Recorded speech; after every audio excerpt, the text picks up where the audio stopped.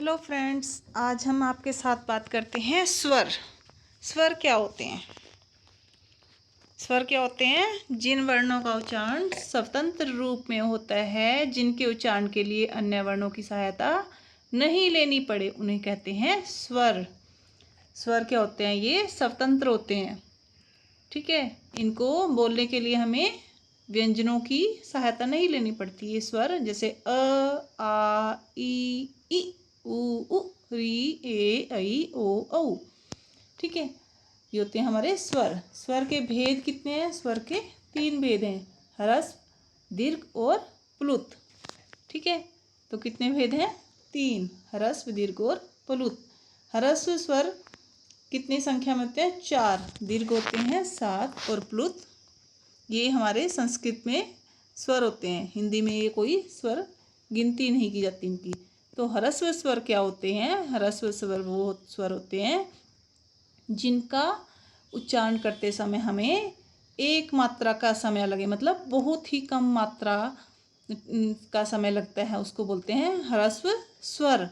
और दीर्घ स्वर होते हैं जिनके उच्चारण के लिए हमें 2 मात्रा का समय लगे, उनको बोलते हैं दीर्घ स्वर। और प्लुत स्वर के उनसे होते हैं जिनकी उच्चारण के लिए हमें 2 से अधिक मात्रा का समय लगे।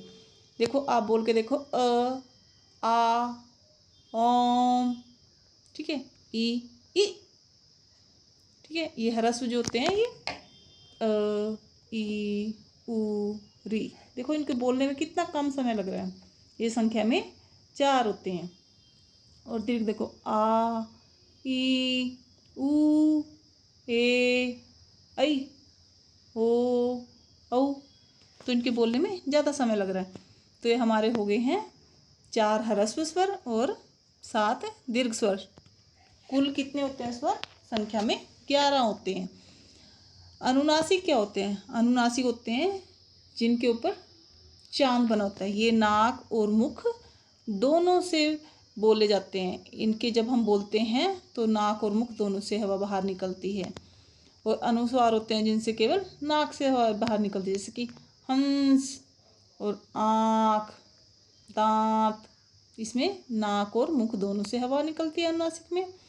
और अनुस्वार में सिर्फ नाक से मुख निकलती है, जैसे कि पंकज, रंगत, कंपन, हंस। अयोगवाह स्वर जो होते हैं वो 2 होते हैं ओनली संख्या में। कौन कौन से? अंग और अंग हैं। इनको हम अलग नहीं कर सकते। अयोग, जिनका योग अलग नहीं कर सकते, उनको बोलते हैं अयोगवाह स्वर। बहुत इंपॉर्टेंट है, बहुत बार आते हैं क्वेश्चन पेपर में कि ये क्या है, ये कौन सा स्वर है ये, तो आपने अयोगवाह लिखना है, या फिर अयोगवाह स्वर छांटो तो आपने अंग और अंगा को याद रखना है। ठीक है, तो इस प्रकार आज हमने डिस्कस किया है हमारा स्वर पार्ट। धन्यवाद।